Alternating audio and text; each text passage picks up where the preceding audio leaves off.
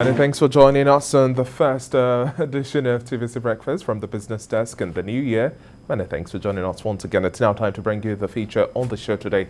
We're looking at one of the highlights of the week that was, which was the signing of the 2022 Appropriation Bill and the 2021 Finance Bill into law. According to President Muhammadu Buhari, this is particularly critical for the successful implementation of this year's budget. Its passage further underscores the firm commitment to regularly support federal appropriation bills with finance bills designed to facilitate the implementation. Well, joining me now in our Lagos studio to discuss this and much more, I have Adeola Ojo, an economist. Good to have you on the Breakfast Show this morning, and a Happy New Year to you. Good morning. Happy New Year. Now, looking at the biggest story we had for last year, we wrapped up the year ensuring that we still maintained a budgetary cycle of January to December. Commendable. Yeah. And this is also accompanied by the finance bill, which was also signed into law simultaneously. How do you see this tradition getting much more consolidated? We have had about 2 years of practice. It's gradually becoming a tradition. I think I need to commend the federal government of Nigeria and the necessary agencies of government that made sure this is possible. It's a commendable effort, and I think we need to appreciate them for that. And also, consistently, they have been able to work also on the MTF, the medium-term expenditure framework, which consistently, too, over time, it has been able to be effective and effected over time. And I think I just need to appreciate all of them for what they are doing. I would say it is a commendable effort from the federal government. So I think I would like to just stop on that. And also looking at how things have played out in terms of incentives and waivers, stimulants for the economy. Let's just do a little bit of analysis of what played out last year, 2021, looking at the Finance Act and then how this propelled, incentivized, stimulated the economy. Or do you think it was just business as usual? Thank you. I think what we saw last year was a good position from the federal government of Nigeria. The Finance Act of last year was designed in such a way as to help us cushion the effect of COVID. And that was why most of the things that the Finance Act of 2020 that was implemented in 2021 gave were leeways, things, subvention from government. They gave us opportunities to give back to companies, to persons. That is why in company income tax, there was some leeway, reduction from 1.5% to 0.25. At the personal income tax level, those who earn less than 30,000 naira, they exempted them from taxation. At the even petroleum in tax, all those aspects, there are so many concessions from government, even to individuals around that period. But this year, the new act actually took back all that were given out last year. And then talking about further implementation of the act that we are looking out for this year and expecting a strong assessment and implementation within the area of plugging waste and also closing up openings of corruption and creating opportunities for employment and just overall stimulating the economy. Yes, there are changes like you've highlighted, and according to the Minister of Finance, we are also expecting a midterm review with the possibility of another finance bill come mid-year to see how things will play out. How critical would you say is the reform and amendment of this act to ensure that we have a stronger economy? Yeah, I think from the way they actually placed it, even especially from the finance minister, we want to look at how to be able to generate revenue for government, and all those things that have been put in place actually are areas where we can generate income from government, especially from the personal level to company. People that were given concession last time, they actually, like I said earlier, those things have been withdrawn, and now we could see even the terms, those who were given 60 days payment term or whatever period of payment has now been reduced to 30 days. Person that earns more than 10 million naira revenue, maybe from losses of job, they are now able to be taxed. Anyone in the petroleum sector who earns less than 25 million, who has earlier been exempted, are now liable to taxation. So all those areas, I think, are areas to help government generate more revenue. And from all that is being said, already there's a touting in place or plan in place by the federal government of Nigeria to remove subsidy come mid-year 2022 that we are in. And indeed, that's why they are looking at another level of adjustment that will come in by the time that one comes in, because there are some other level of changes that is going to happen in the economy. And by the time you look at the pros and the cons, whether they're going to remove or they're going to add to what is already on ground. So that's what we're looking at. As part of the mix we also saw last year, we saw some rifts in terms of collection of VAT between the FIRS government as well.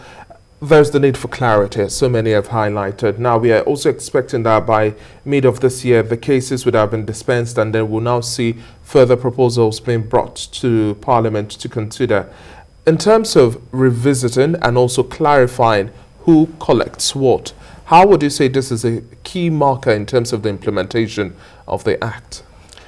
I want to say this. I think the position of the government of Rivers State and that of Lagos has actually opened up a new vista in the annals of politicking, especially when it comes to revenue generation in Nigeria.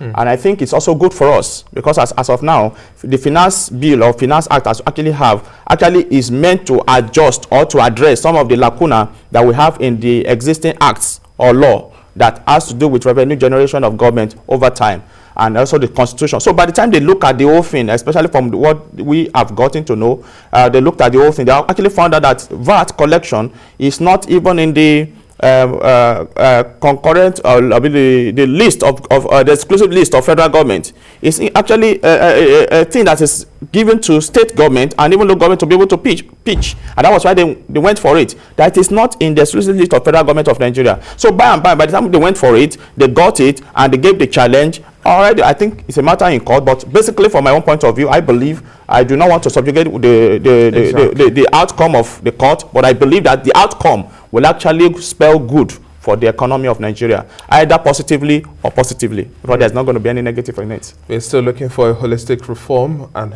hope that looking at even stamp duties, capital gains tax, and all of those will be gotten shortly. But within the area of domestic revenue generation, which you've also highlighted on, you have quite a unique stance in terms of broadening our tax and non-tax revenues. Yeah. In terms of thinking outside the box, how do you see our tax administration getting reformed, getting better, and then just thinking a little more broader in terms of revenue generation, especially at state levels? Well, thank you. I think I'll start from the federal government. We've been trying as much as possible to generate, and I think the president mentioned that also in his budget statement when he was making the presentation, that they want to find a way to expand the tax net and also be able to also expand the revenue generation capacity of the federal government of Nigeria. So I will say, in one way or the other, one thing that was emphasized was that we should use electronic means to generate tax for Nigerians. And already we've tried that. We came out with TIN, and indeed everybody, as it is now, please just permit me to say that, as we have now, we actually have TIN in place, and we have TIN also in place. If everybody is going to be put on the digital space, we are monitored. At the middle of the year, at any particular point of the year, you can actually be profiled to know whether you are paid taxes or not in the context of your time, maybe personal income tax, as the case may be. So that is the first part. And now they also have a situation whereby the Joint Tax Board have been able to come together to say, okay, you are going to have a unitary TIN that's going to be applicable both at the federal and state level. That means nobody is now given the chance to escape taxation, either at the state or federal, because on the same platform you can confirm whether this person is making payment or not, or whether this company is making payment or not. That is one aspect for federal government. So they should try to put in more effort both at the ports and at every other area, the electronic means of tax payment, so that the people that tend to shortchange government in payment of taxes can be nipped in the bud. Then at the state level, invariably there is a need for us to actually go beyond the conventional way of